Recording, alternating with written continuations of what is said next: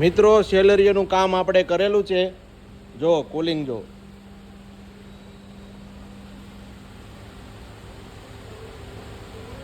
Complete cooling આવી ગયું છે, એક નંબર.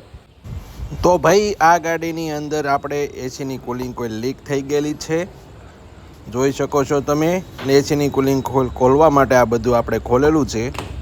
ત્યારબાદ આ ગાડીની અંદર સક્શન પાઇપની અંદર પણ ભેજ આવી ગયેલો છે. તો અમે આ ગાડીની અંદર એસીની કુલિંગ કોઇલ ન્યૂ નાખીશું.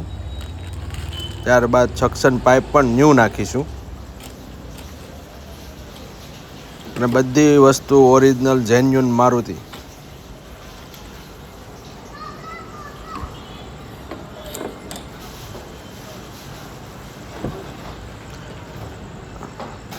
કુલિંગ કોઇલ ખોલવા માટે આખું ડેશબોર્ડ આપણે ખોલેલું છે અને નવી કુલિંગ કોઇલ કમ્પ્લેટ ફિટિંગ કરીને આપણે ડેશબોર્ડ પાછું ફિટ કરી દઈશું.